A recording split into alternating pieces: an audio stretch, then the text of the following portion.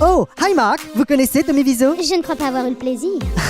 Alors, laissez-moi vous présenter celui qui a écrit, produit, réalisé, joué et distribué l'un des plus gros nanars de l'histoire du cinéma, aujourd'hui devenu culte, The Room, sorti en 2003. You are tearing me apart, Lisa! Et on parle de lui aujourd'hui parce que... Parce que quand on a le courage d'investir 6 millions de dollars pour exprimer sa vision au mépris des règles les plus élémentaires de l'industrie du cinéma, ça... C'est déjà pas mal. Non, ça force le respect. Pourquoi? Parce qu'il a acheté son propre matériel de tournage, loué un panneau publicitaire gigantesque à 5 000 $ par mois pendant 5 ans pour faire la promo, ou encore tout simplement parce que cela ne lui a rapporté que 1 800 $ après les 2 premières semaines d'exploitation. Je vois le genre. Et puis, parce que ça tombe à pic avec ce personnage charismatique et énigmatique, véritable alien cinématographique, objet d'un biopic véridique, The Disaster Artist. Ok, get it.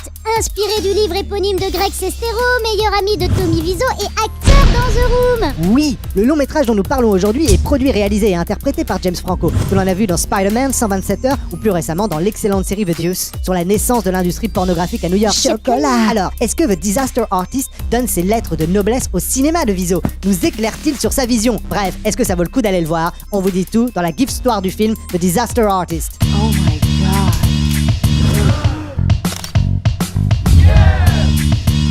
Ce film, c'est une histoire d'amitié, celle de la rencontre improbable entre deux comédiens dénués de talent à la poursuite d'un même rêve.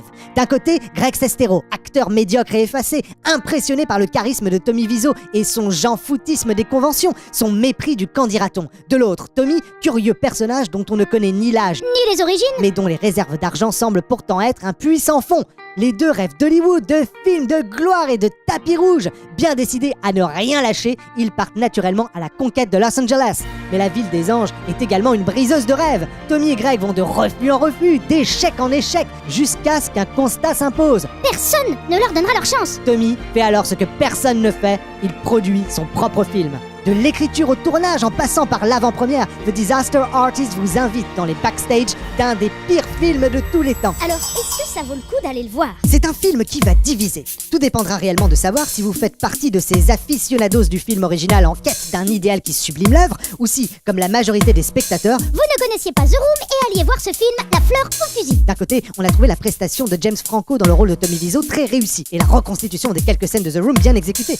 En revanche, au niveau du scénario, l'élément déclencheur et les différents obstacles que doivent surmonter les protagonistes manquent de puissance, d'intensité, si bien que l'on ne s'identifie jamais vraiment au personnage et que l'on a l'impression de survoler l'histoire. On est vraiment dans le registre de la comédie, et cette impression de survol est assez étrange parce que l'on rit au final beaucoup, on s'est laissé embarquer par l'histoire et l'on est sorti avec le sentiment d'être entré dans une parenthèse absurde géniale. Et ça, c'est déjà pas mal. Attendez, ne partez pas! Une histoire, ça se partage. Mettez-nous un pouce. Ou un commentaire.